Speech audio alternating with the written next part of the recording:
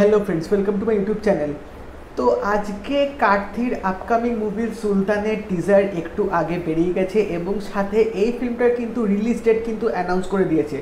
তো এই সুলতান নিয়ে কিন্তু একটা আলাদা রকমের একটা এক্সপেকটেশনস, একটা আলাদা আলাদা রকমের আশা ছিল, কারণ ফিল্মটা যখন ফার্স্ট একটা মোশন পোস্টার বেরিয়েছিল সেখানে কিন্তু আমরা কার্থিকে একটা অ্যাকশন রূপে দেখতে পেয়েছিলাম এবং কার্থিকে কিন্তু বেশ অন্যরকম দেখতে লাগছিল।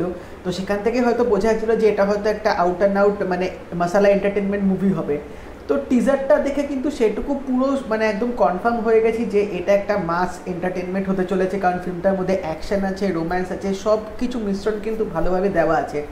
এবং এই টিজারটা দেখে বোঝা গেল যে এই ফিল্মটার গল্পটা হয়তো একটা গ্রামকে কেন্দ্র করে, কারণ এখানে দেখতে পাচ্ছি যে গ্রামের ওপর কেউ হয়তো এখানে রাজ করতে চাইছে এবং আমরা দেখতে পাচ্ছি টিজারে যে এখানে গ্রামের মধ্যে হঠাৎ কার্তিক আসবে, কিন্তু এখানে কার্তিক কিসের জন্য আসবে বা কোন বেসিসে আসবে সেটা তো অবভিয়াসলি ফিল্মটার মধ্যে দেখতে পাবো। এবং তারপর আমরা দেখতে পাবো টিজারটার মধ্যে যে এখানে কার্তিক তারপর গ্রামবাসীদের বাঁচাচ্ছে, গ্রামবাসীদের হয়ে লড়ছে।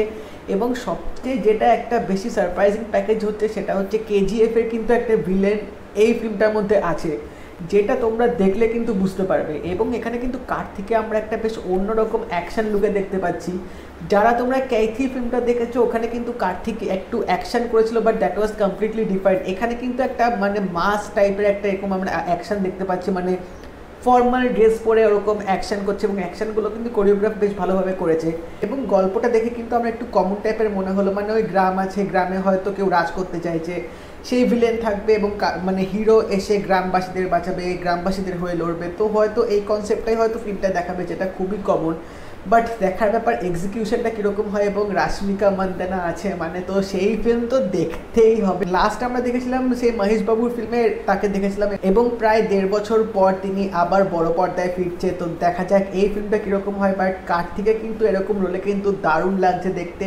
স্টোরিটাও আশা করছি একটা বেশ পাওয়ারফুল টাইপের হবে, একটা ভালো স্ক্রিপ্ট থাকবে এবং অ্যাকশান তো ভরপুর আছে ফিল্মটার মধ্যে। তো এবার দেখা যাক ট্রেলারটা কবে আসে এবং ট্রেলারটা কীরকম হয়। তোমরা যারা টিজারটা দেখে নিয়েছো আমাকে অবশ্যই জানিও তোমাদের টিজারটা কেমন লাগলো। আর এই ভিডিওটা ভালো লেগে থাকলে লাইক করে দিও, শেয়ার করে দিও, চ্যানেলটা অবশ্যই সাবস্ক্রাইব করে দেবে। আর নোটিফিকেশান বেলটা কিন্তু অল করে দাও। অল করে দিলে সব আপডেট রিভিউ আসলে তোমরা কিন্তু তাহলে সেগুলো নোটিফিকেশান ইমিডিয়েটলি তখন কিন্তু পেয়ে যাবে। তা দেখা হবে পরের ভিডিওতে। বাই।